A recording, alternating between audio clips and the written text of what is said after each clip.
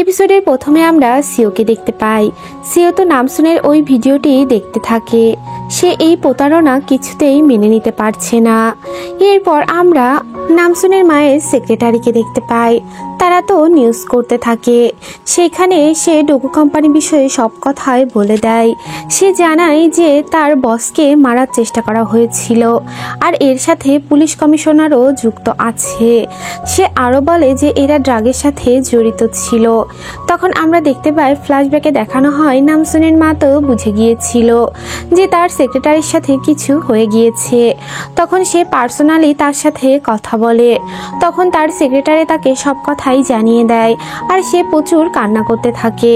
তখন আমরা দেখতে পাই নামসুনের মা তো তার সিকিউরিটি গার্ডদের ফোন করে দেয় আর বলতে থাকে চায়নাতে খুবই তাড়াতাড়ি এর বোনকে রক্ষা করো আর তোমরা সবসময় তার পাশে সিকিউরিটি দিতে থাকো। এই নিউজটি চারিদিকে ছড়িয়ে যায়। এরপর আমরা হিসিকদের দেখতে পাই। হিসিক যার কলিগ মিলে তো নামসুনের বাড়িতে যায় আর সেখানে তারা নামসুনের মায়ের সঙ্গেই দেখা করতে যায়। কিন্তু সেখানে নানির ক্রাশ তো প্রথমে আসে আর তারপরে হিসিক জিজ্ঞেস করতে থাকে যে আপনি কে। তখন সে জানায় যে আমি নামসুনের নানির বয়ফ্রেন্ড। এরপর দেখা যায় তারা সবাই খাবার টেবিলে চা খেতে থাকে। তখন সেখানে নামসুনের মায়ের লোক আসে আর এরপর হিসিকদের একটা সিক্রেট রুমে নিয়ে যায়। এরপর আমরা দেখি সেখানে তো ল্যাপটপ আরো অনেক কিছুই রাখা আছে। এটা তাদের একটা সিক্রেট অফিস বানানো হয়েছে আর ওরা এখানে মিলে কাজ করবে। এখানে হিসিকদের কেউই বাধা দিতে পারবে না। এরপর আমরা নামসুনের মাকে দেখতে পাই। সে তো হিসিককে ফোন করে আর ফোন করে জানায় যে তোমরা এখানে কাজ করো, এটা তোমাদের একটা সিক্রেট মিশন। তোমরা ড্রাগের সব কিছুই এখানে বসে করতে পারো, তোমাদের কেউই কিছু বলতে পারবে না। তোমরা এইখানে বসে এই মিশনটি সাকসেস করো। আর এইদিকে তো তার সেক্রেটারি তার বোনের সাথে কথা বলে নেয়। তার বোন জানায় যে সে সম্পূর্ণ সুরক্ষিত আছে। এদিকে নামসুনের বাবা তো একটা জঙ্গলের মধ্যে ওয়ার্কআউট করতে থাকে আর তার চারিপাশে তো সিকিউরিটি গার্ডরা থাকেই। এদিক নামসুন আর তার ভাই তো বাবাকে খুঁজতে থাকে। তারপরে নামসুন তার দূরদৃষ্টি দিয়ে বাবাকে দেখে ফেলে আর এরপরে সে তার বাবার কাছে যায়। এদিকে তো নামসুনের মা তার বাবাকে ফোন করে আর বলতে থাকে তুমি কোথায় গিয়েছো, তোমাকে আমরা তো কেউই খুঁজে পাচ্ছি না। তখন সে জানায় আমি তো ওয়ার্কআউট করছি। এরপর আমরা দেখি মা আরো বলে যে আমরা ভুসান যাব, তাই তোমরা সবাই রেডি হয়ে চলে আসো। সেখানে নামসুনও চলে যায় আর নামসুনও বলে বাবা আমাদের বাসায় ফিরে যেতে হবে। এরপর আমরা সিওকে দেখতে পাই। সিও তো বারবার শুধু এই কথাটাই ভাবতে থাকে যে সে নামসুনকে ভালোবেসে ফেলেছিল আর এরপরে সে প্রতারিত হয়েছে। নামসুনের সাথে কাটানো সব কথাগুলো তার মনে পড়তে থাকে আর তার ভীষণ রাগ হতে থাকে। এরপর আমরা দেখি নামসুনের ভাই আর বাবা তো ওদের বাসায় ফিরে আসে। নামসুন তার বাবাকে সেখানে ধরে নিয়ে আসে আর এরপরে মা বলতে থাকে যে আমরা ভুসান যাব আর তাই তোমরা তাড়াতাড়ি রেডি হয়ে নাও। তখন আমরা নানিকে দেখতে পাই। নানি তো এসে বলতে থাকে আমি তোমাদের সঙ্গে যাব না। তখন তার ছেলে বলে এটা কি তোমার বয়ফ্রেন্ড জন্য নাকি, তুমি কি এই জন্যই আমাদের সাথে যেতে চাচ্ছ না? তখন নানি জানায় হ্যাঁ আমি ওকে ছেড়ে কোথাওই যেতে পারবো না। নামসুনের মা জানায় এর জন্য তোমার অনেক বিপদ হয়ে যেতে পারে, তোমার উচিত আমাদের সঙ্গেই যাওয়া। কিন্তু নানি তো কিছুতেই রাজি হয় না। সে কিছুতেই তার বয়ফ্রেন্ডকে ছেড়ে এখান থেকে যাবে না। তার ছেলে আরো বলে তুমি আমার বাবাকে ধোকা দিচ্ছ, এটা মোটেও ঠিক নয়। তখন নামসুনের নানি বলে তোমার বাবাই আমাদের রেখে চলে গিয়েছিল, সে কেন গিয়েছিল এটা কিছুই বলে যায়নি। সে আমাকে অন্তত একটা ফোন দিয়ে বলতে পারতো সে নামসুনকে খুঁজতে গিয়েছে। সে কখনোই আমাদের পরোয়া করেনি আর তাই আমি আমার বয়ফ্রেন্ডকে এখান থেকে ছেড়ে কিছুতেই যাব না। এরপর আমরা দেখি ডোগো কোম্পানিতে প্রেস কনফারেন্স হয় আর সেখানে তো সিও যায়। সেখানে সবাই জিজ্ঞেস করতে থাকে যে আপনারা কি ড্রাগের সাথে সত্যি জড়িত কিনা। তখন আমরা দেখতে পাই সিও তো একটি কোড বের করে আর এরপর থেকে সে ওটা কেটে বের করে। সেখানে কিছু তুলো থাকে, সেটা পানির মধ্যে দিলে দেখা যায় ওটা শুধুই তুলো। এরপর আমরা দেখতে পাই সিও বলে এটা আমাকে বদনাম করার জন্য করা হয়েছে। আসলে সে চেয়েছিল আমার কোম্পানিটা সে কিনে নিতে, কিন্তু আমি তো না করে দিয়েছি আর এই জন্যই সে আমার পিছনে লেগে আছে। নামসুনের পুরা ফ্যামিলি তো ভুসানের উদ্দেশ্যে রওনা হয়ে যায়, শুধু নানি সেখানে পড়ে থাকে। এরপর আমরা দেখি নামসুনরা তো ভূষণ পৌঁছে যায়। আর এরপরে দেখা যায় যে সে হিসিককে ফোন করে। সে ফোন করে জানিয়ে যায় যে তারা ভূষণে যাচ্ছে আর তার যেন সাবধানে থাকে। এরপরে আমরা ওই মেয়েটিকে দেখতে পাই। সে তো তার বসের সাথে বসে ড্রিঙ্কস করছিল। সে মূলত জানতে চাচ্ছিল যে এর সাথে কারা জড়িত আছে। এই জন্য সে ওই ড্রিঙ্কসের মধ্যে আগে থেকে একটা ড্রাগস মিশিয়ে দেয়। এরপর দেখা যায় সেখানে তো তার বস ক্লান্ত হয়ে পড়ে যায়। আর তখন সে তার ব্যাগ থেকে একটা লিস্ট বের করে আর এই লিস্টার ছবি তুলে সেই হিসিককে পাঠিয়ে দেয়। এই ড্রাগের সাথে তো অনেকেই জড়িত আছে। এই ড্রাগের সাথে জজও জড়িত আছে। তখন আমরা দেখতে পাই নামসুনের মায়ের কাছে কাজ করে একটি লোকও হিসিকদের হেল্প করার জন্য তার সাথে কাজ করে। তখন দেখা যায় তাকে একটা কোর্টে পাঠানো হয়। আর তখন একটা জাজ তো তার বিচার শোনাচ্ছিল। তখনই সে দাঁড়িয়ে পড়ে আর বলতে থাকে, তুমি কি বিচার দিবে? তুমি নিজেই তো ড্রাগের সাথে জড়িত। সে তার জীবনের কোনো পরোয়াই করে না। তখন ওই লোকটিকে পুলিশ টানতে টানতে বাইরে নিয়ে চলে যায়। তারপর আমরা দেখি কমিশনার তো একটা টিভিতে ইন্টারভিউ দিচ্ছিল। সেখানে সে জানায় এগুলো সবই ভুয়া নিউজ। আর ওইখানে তো আমাদের হিসিক তার টিম নিয়ে পৌঁছে যায়। সেখানে যাওয়ার পরে তারা তো সিওর ওই সব ল্যাবের ভিডিও সেখানে অন করে দেয়। আর এরপরে সেখানে সব প্রেসের লোক চলে আসে আর পুলিশও চলে আসে, কিন্তু ততক্ষণে তারা ভিডিওটা সম্প্রচার করে ফেলেছে। এরপর আমরা নামসুনদের দেখি, তারা তো ভূষণ পৌঁছে যায়। এরপর দেখা যায় সে রুমে ঢুকে দেখতে পায় সে তার পালিত মাকে। তাকে দেখে সে তো ভীষণ ইমোশনাল হয়ে যায় আর তার মাও অনেক খুশি হয়ে যায়। এরপর দেখা যায় নামসুন জিজ্ঞেস করতে থাকে যে বাবা কেন আসেনি।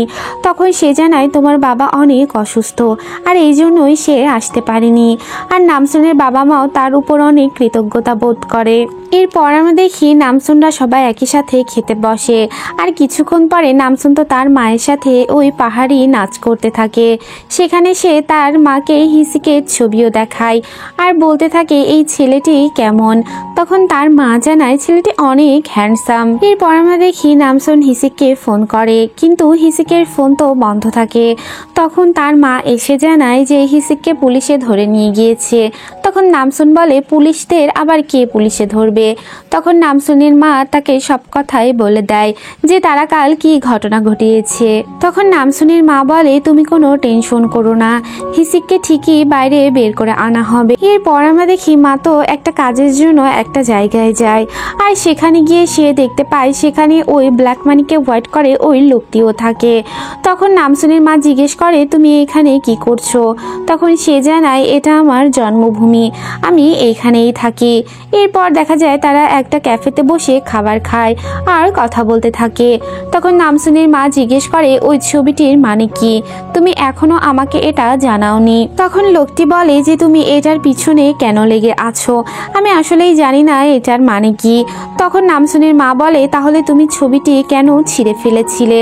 লোকটি বলে যে তুমি এই সিওর পিছনে কেন লেগে আছো। এরপর দেখা যায় সেখানে তো বাবা চলে আসে। আর এরপরে সে নামসুনের মাকে তো এইরকম দেখে ফেলে আর এই জন্য সে অনেক কষ্ট পায়। এরপর দেখা যায় সে তার ছেলেকে নিয়ে সেখান থেকে বের হয়ে আসে আর এরপরে সে কান্না করতে থাকে। তখন তার ছেলে বলে আপনি কেন কান্না করছেন।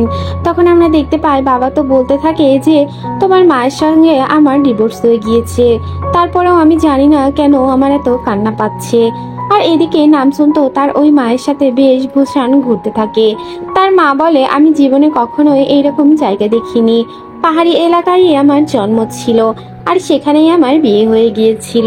ভূষণ যে এত সুন্দর আমি আসলেই জানতাম না। এরপর আমরা নানাকে দেখতে পাই। নানি তো একটা লয়ারকে নিয়ে তার কাছে যায়। সে ডিভোর্স চায়, এই জন্য সে লয়ারকে নিয়ে যায়। কিন্তু নানা তো বলে আমি তোমায় কিছুতেই ডিভোর্স দিব না। আর তখনই তাদের মধ্যে একটু লড়াই হতে থাকে আর লয়ার তো তাদের মাঝে এটা ঠেকানোর জন্য চলে যায়। এরপরে আমরা ওই ফ্রড মেয়েটাকে দেখতে পাই। ওই মেয়েটা তো পুরাই বদলে গিয়েছে। সে এখন সঠিক জীবনযাপন করতে চায়। সে তার বন্ধুদের সাথে বসে ডিনার করছিল। তখন তার ফ্রেন্ডরা তাকে বলে তুমি তো পুরাই চেঞ্জ হয়ে গিয়েছো। তখন মেয়েটি বলে হ্যাঁ, আমি এখন পড়াশোনা করছি আর আমি অনেক বড় হতে চাই। আমার একজন মা আমাকে অনেক হেল্প করে। এরপর দেখা দেখা যায় মেয়েটি সেখান থেকে বের হয়ে যায়। আর কিছুক্ষণ পরে একটা গলির মধ্যে কেউ তাকে এসে চাকু মারে, এতে করে তার প্রচুর ব্লিডিং হতে থাকে। এরপর দেখা যায় তার ফোনটি তো রিং হতে থাকে, আর এই ফোনটি তার মাই করেছে। তখন আমরা সেখানে সিওকে দেখতে পাই। সিও বলে যে আমি তোমায় জিজ্ঞেস করেছিলাম যে তুমি নামসুনকে দেখেছো কিনা, কিন্তু তুমি তো মিথ্যা কথা বলেছো। এরপর দেখা যায় সে ওই ফোনটি রিসিভ করে, আর এরপরে সে চুপ হয়ে যায়। মা এদিক থেকে বলতে থাকে তুমি কি ঠিক আছো কিনা, কিন্তু কোনো অ্যান্সারই আসে না। এরপর আমরা নানিকে দেখতে পাই। নানি তার ক্রাশের কাছে যায়, আর গিয়ে দেখতে পাই সেখানে সবকিছু তো ভাঙচুর করা আছে, আর একটা কাগজে লেখা আছে এই বুড়াকে পেতে হলে এই ঠিকানায় চলে এসো। এরপর নানি সেখানে পৌঁছে যায়, আর এরপরে সে তার সুপার পাওয়ার দিয়ে তার বয়ফ্রেন্ডকে তো বাঁচিয়ে নেয়। এরপর দেখা যায় নানি তার বয়ফ্রেন্ডকে একটা ক্যাফেতে নিয়ে যায়, আর এরপর তারা সেখানে খাবার খাচ্ছিল। তখন তার বয়ফ্রেন্ডটি প্রচুর কান্না করতে থাকে। নানি বলে তুমি কিছুতেই কান্না করো না, আমি সবসময় তোমার পাশে আছি, আমি তোমার হাত একবার ধরেছি আর কখনোই তোমার হাতটি ছেড়ে যাব না। এইদিকে হিসিকদেরও বের করে দেওয়া হয়, কারণ নতুন কমিশনার চলে এসেছে, তাই তারা ছাড়া পেয়ে যাবে। তখন কমিশনার হিসিককে ফোন করে আর বলতে থাকে তুমি তোমার কাজে জয়েন হও আর যুদ্ধ করার জন্য প্রস্তুত হয়ে যাও। এরপরে আমরা নামসুনের মায়ের সেক্রেটারিকে দেখতে পাই। তার কাছে তো তার মামা আসে, আর এসে তার সাথে একটু ফ্লার্ট করতে থাকে। তখন সে জানায় যে তুমি আমার টাইপের নও, আমি তো রিয়েল হিরোকে চাই। এরপরে আমরা আবারও সিওকে দেখতে পাই। সিও তো কমিশনারের গাড়ির সামনে গিয়ে দাঁড়ায়, আর সে ড্রাগস নিয়ে গিয়েছে যাতে সে প্রচুর সুপার পাওয়ার পায়।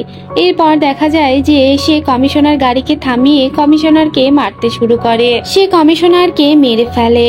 আর তখন আমরা দেখতে পাই যে সে ফোন দিয়ে নামসুনকে এসএমএস করে। নামসুন জানায় যে তুমি কেমন আছো। তখন সিও এদিক থেকে মেসেজ করতে থাকে যে আমি ঠিক আছি।